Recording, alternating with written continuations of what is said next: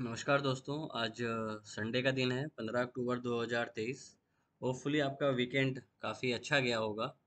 अब इस वीडियो में हम बात करते हैं कि हमने फ्राइडे को क्या किया था और क्या हुआ बाज़ार में, और अगले हफ्ते के लिए हमारा क्या प्लान होना चाहिए, बाज़ारों में क्या हमारा रुझान होना चाहिए, हमें किस तरीके से बाज़ार में ट्रेडिंग का सेटअप्स बनाने चाहिए, या किस तरीके से हम क्या चीज़ों को ऑब्जर्व करके ट्रेड करना चाहिए।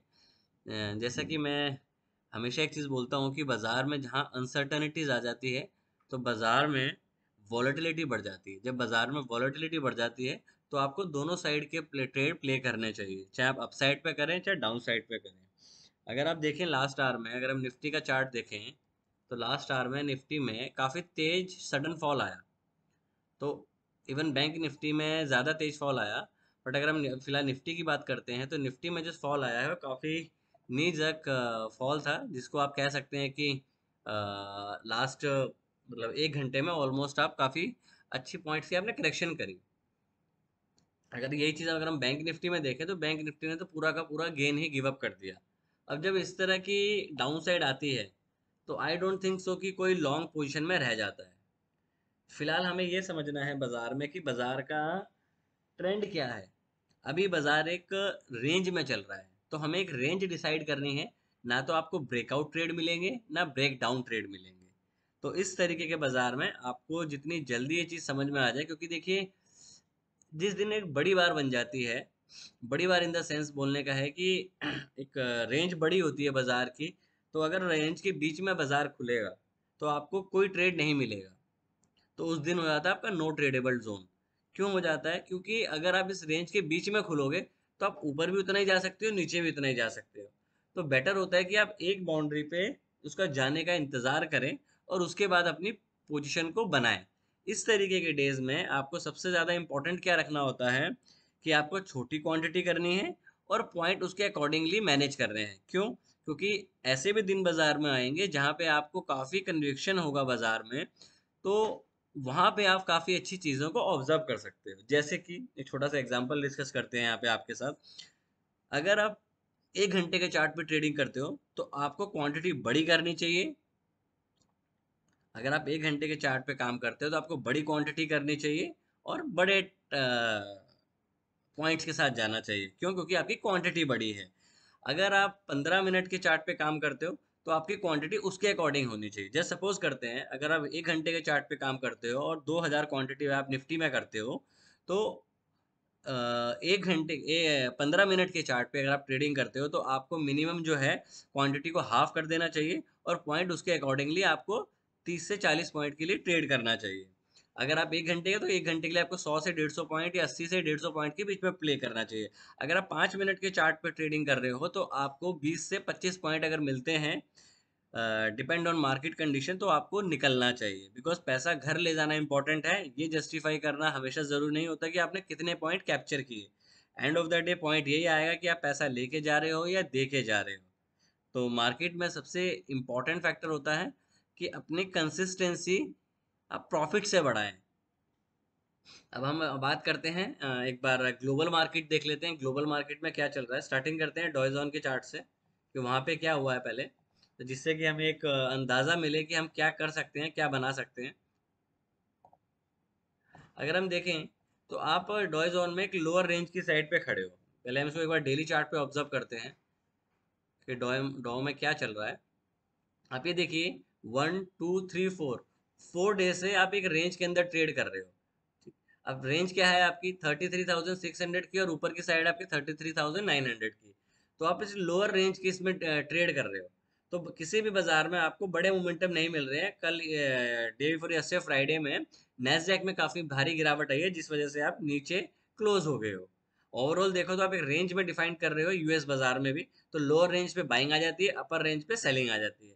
तो ये 300 पॉइंट की में रेंज में ट्रेड कर रहा है लास्ट 3 डेज से। तो लास्ट 4 डेज से, तो जल्दी ये रेंज का ब्रेकआउट या ब्रेकडाउन होगा, तो आपको उस तरीके से उस पॉइंट पे अच्छे पॉइंट्स मिलने के चांसेस ज़्यादा हैं, अदर देन इसके बीच में परेशान होना कि बीच में यहाँ ले लो, 2 पॉइंट यहाँ ले लो, 3 पॉइंट यहाँ ले लो। बेटर ट्रेडिंग होती है कि एक रेंज से बाहर निकले, क्योंकि 20 और 200 नैरो हो चुकी हैं। वेट करें प्राइस सेटअप का, और देन इसको ट्रेड करने की कोशिश करें। तो हमारा ये डॉयज जोन में जो व्यू बनता है वो बनता है कि यार रेंज के बीच में खुलता है तो साइडवेज होगा, नो ट्रेडेबल जोन होगा। अगर इस रेंज से ऊपर निकलता है 33,900 से, तो आप बाइंग का प्लान कर सकते हो 50% क्वांटिटी के साथ। ये आपका जो 50% का जोन है वो 33,750 आपका स्टॉप लॉस होना चाहिए। और अगर आप डाउन साइड पे जाते हैं तो आपका ये एक स्टॉप लॉस जो है सेम 33,750 का ही होना चाहिए। अब हम बात कर देते हैं एक बार नेस्डेक की। नेस्डेक में क्या चल रहा है? नेस्डेक में देखिए आपने पहले रैली करी, अब उसका रिट्रेस किया, तो आप 20 पे हो और यहाँ पे आपकी काफी अच्छी कंजेशन जोन और सपोर्ट भी है। हम नेस्डेक का चार्ट देखते हैं। ये देखिए, एक कंजेशन जोन, पहले यहाँ से प्राइस मुड़ा है, फिर यहाँ से प्राइस मुड़ा है, अब यहाँ पे प्राइस ने कंसोलिडेट किया। अब इम्पोर्टेंट ये है कि अगर ये फ्रेश हाई बनाता है, इसको ब्रेक करता है, तो आपको अगेन यहाँ तक की रैली देखने को मिल सकती है बाजार में। पॉइंट ये नहीं है कि बाजार ऊपर जाएगा कि नीचे जाएगा, पॉइंट ये है कि आपको चार्ट क्या दिखा रहा है। चार्ट दिखा रहा है कि अगर ये नीचे आता है तो ये अगेन यहाँ पे कंसोलिडेशन करेगा। अगेन इतना बड़ा डाउनसाइड फिलहाल बाजार में नजर नहीं आ रहा, क्योंकि कंजेशन है।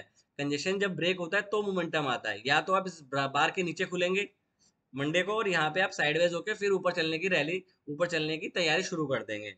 कि अभी फिलहाल ऐसा नहीं लग रहा कि बाजार में बहुत तेज डाउन साइड, बाजार में बहुत तेज साइड अपसाइड आ सकती है। तो आपने रेंज डिसाइड करनी है और रेंज के अकॉर्डिंग बाजार में काम करना है। आप एक रेंज के अंदर ही हैं, ये जब तक ये नहीं टूटता है आपका 33,350, आप एक बाय ऑन डिप या मतलब अब सैली रैली पे आप बेच सकते हैं और डिप पे आप खरीदने की कोशिश करें। अब एक बार हम S&P 500 का भी चार्ट देख लेते हैं। देखिए S&P 500 में भी सेम है, कंजेशन यहाँ पे भी है, यहाँ पे भी है, यहाँ पे भी है। तो एक कंजेशन है, प्लस आप 200 से ऊपर हो, 20 से ऊपर हो, तो छोटा मोटा करेक्शन यहाँ पे भी आपको देखने को मिल सकता है। बट नहीं लगता कि 43,000, 42,000, 40, सॉरी 4,280 का लेवल टूटना टूटना जल्दी लग रहा है कि टूट जाएगा। यहाँ पे फिर ये कंसोलिडेट करेगा, फिर यहाँ पे एक साइडवेज हो जाएगा। तो यहाँ पे भी साइडवेज का ही रुझान बनता है। तो अगर हम ओवरऑल यूएस मार्केट से अपने कंक्लूजन निकालने की कोशिश करें, तो बाजार में कोई बहुत बड़ा मोमेंटम किसी भी साइड पे फिलहाल नजर नहीं आ रहा है। तो आपके लिए जो व्यू होना चाहिए, यूएस बाजार से जो व्यू निकलता हुआ निकलता है, आप साइडवेज जोन में ही रहेंगे। एक बार हम 10 ईयर बॉन्ड यील्ड भी देख लेते हैं। इसमें हल्का सा आपको ऊपर की तरफ का मोमेंटम देखने को मिला, बट अगेन नैरो आ गया, मतलब ऊपर गया, 20 डे में होल्ड किया। अगर 20 डे में टूटता है तो ये नीचे जाएगा, अदरवाइज ये भी साइडवेज ही यहाँ से बिहेव करता रहेगा। तो इसमें भी कोई बहुत तेज मोमेंटम ऊपर को नहीं लग रही है। ऊपर आपका 4.80 है, नीचे आपका 4.50 है, तो 0.30 के रेंज में ही ये ट्रेड कर सकता है। अगर ये इससे ऊपर निकलता है तो आपकी इमर्जिंग मार्केट के लिए प्रॉब्लम क्रिएट होना शुरू हो जाती है। एक बार ब्रेंट क्रूड देख लेते हैं। ब्रेंट क्रूड जो है एक डाउन साइड के बाद दोबारा इसने एक रेज्यूम की है चीज।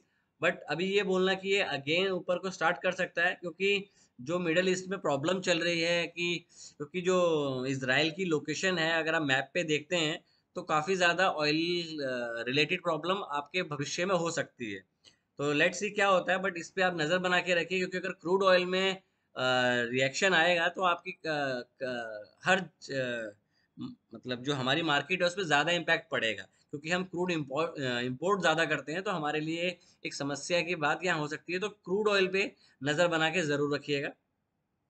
उसके बाद एक बार डॉलर इंडेक्स भी देख लेते हैं। डॉलर इंडेक्स 1.56 के अगेन इसमें एक अपसाइड का मोमेंटम देखने को लगा कि नीचे आया 20 डे में पे साइडवेज हुआ, अगेन ऊपर की रैली शुरू कर रहा है। तो अब इस ये आपका डॉलर इंडेक्स और आपका ये ब्रेंट क्रूड ये एक प्रॉब्लम क्रिएट कर सकता है। अगर ये इसी रेंज में रहता है जो आपकी रिसेंट रेल है 107 के आसपास, तो हो सकता है कि दोबारा साइडवेज चला जाए। बट अगर ये इससे ऊपर जाता है तो ये आपके लिए अगेन प्रॉब्लमेटिक चीज रहेगी। तो आप डॉलर इंडेक्स पे और ब्रेंट क्रूड पे नजर बनाए रखें। इसी से जो कंक्लूजन निकलेगा, अगर ये ज्यादा ऊपर जाता है तो आपके बाजारों में गिरावट बढ़ती हुई देखने को आपको मिल सकती है। ये हमारा हो गया। इस पे एक बार यूएसडी आईएनआर का भी चार्ट को ऑब्जर्व कर लेते हैं। स्टिल आप साइडवेज में हैं, तो आपकी अपर की जो रेंज बनती है वो 83,303.5 है, और डाउन साइड आप देख ही रहे हैं धीरे धीरे ऊपर की तरफ शिफ्ट हो रही है। पर आप 20 पे यहाँ पे होल्ड किया, फिर आप ऊपर चले गए।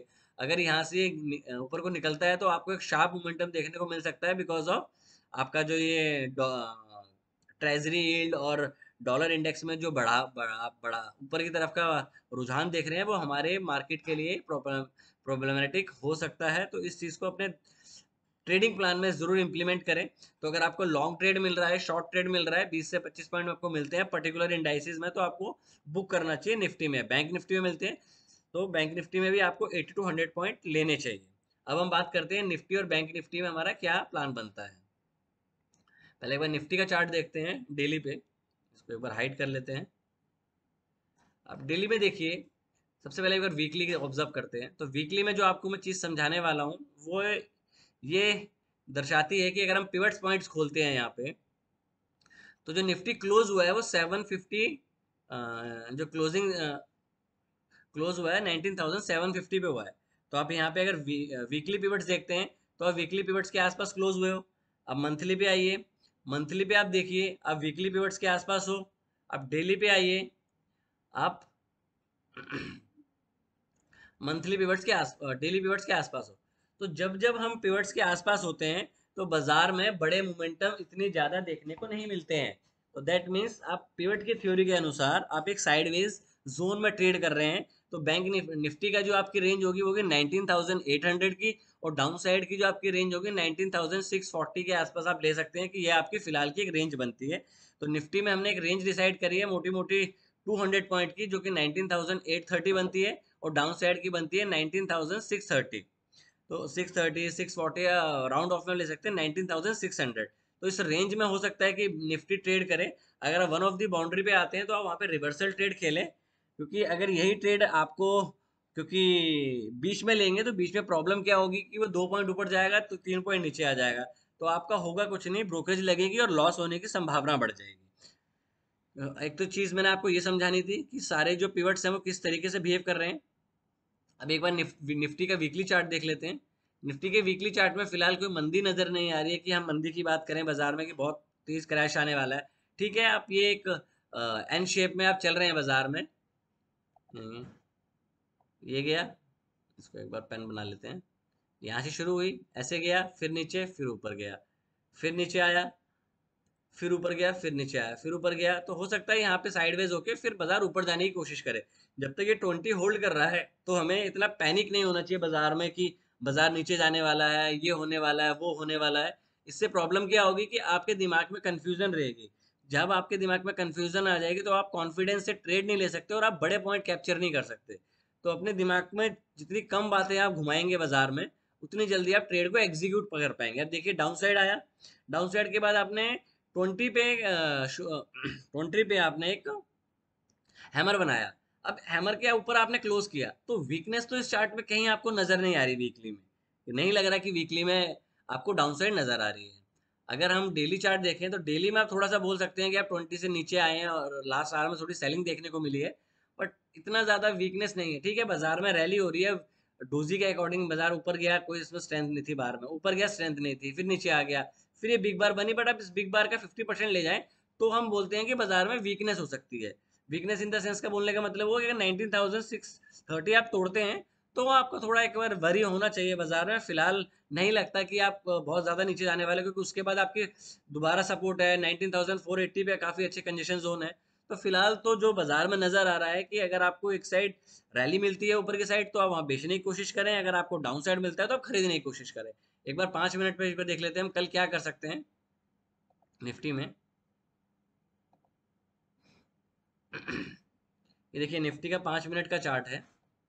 अब इम्पोर्टेंट क्या है कि हम कहाँ खुलने वाले हैं। देखो अगर हम इसके ऊपर खुलते हैं 18,800 से ऊपर खुलते हैं तो आपको थोड़ी देर वेट करना चाहिए बाजार में कि बाजार में ऊपर की तरफ अट्रैक्शन है कि नहीं है, क्योंकि बाजार ऊपर क्यों जाएगा, क्या सब कुछ ठीक हो गया है।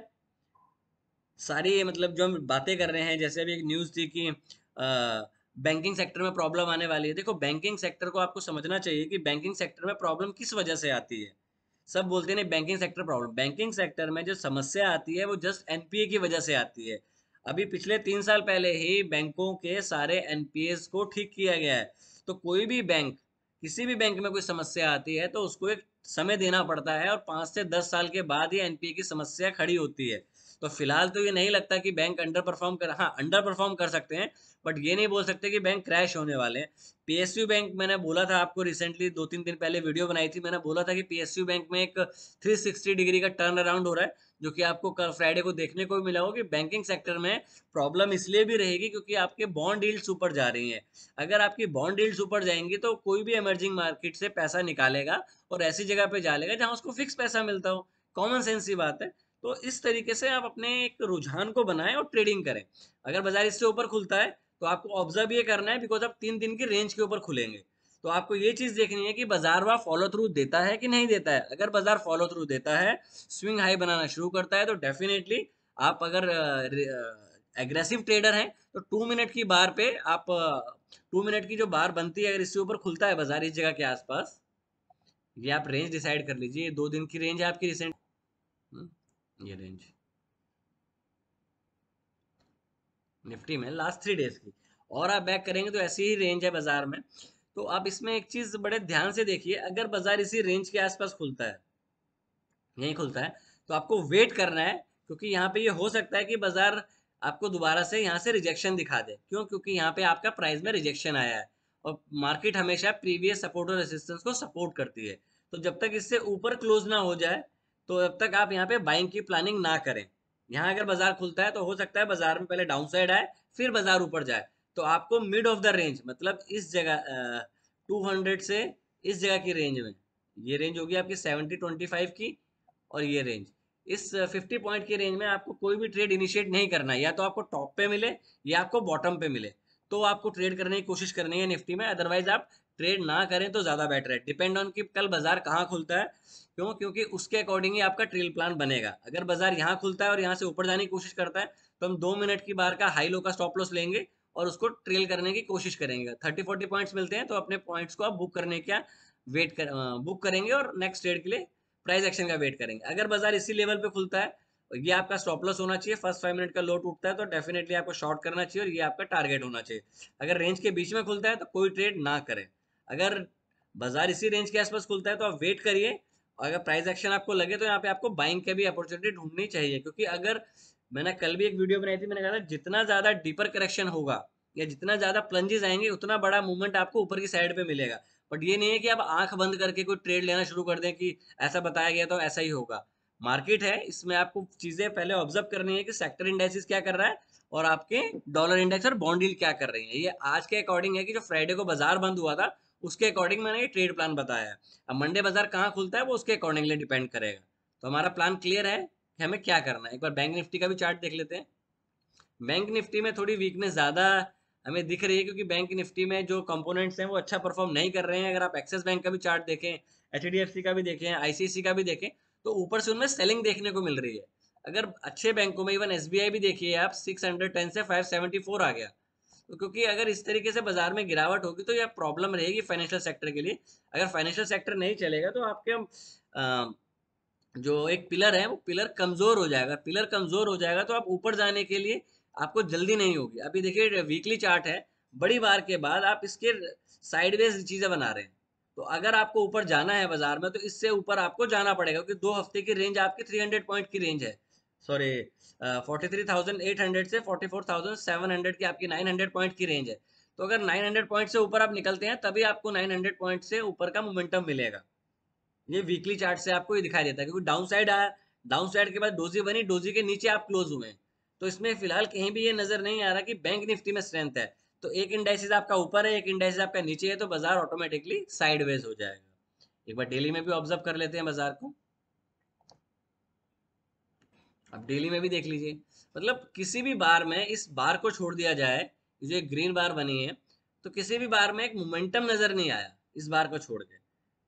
आप ऊपर से नीचे आ रहे हैं और साइडवेज है, तो अगर ये ज्यादा टाइम पास यहाँ करेगा तो ये नीचे जाने के लिए भी इसकी प्रोबेबिलिटी बढ़ सकती है।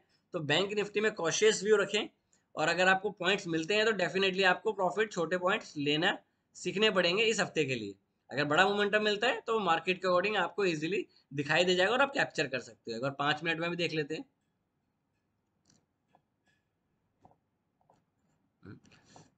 बैंक निफ्टी ने पूरी की पूरी जो रैली थी वो यहाँ पे पूरी गिवन अप कर दी।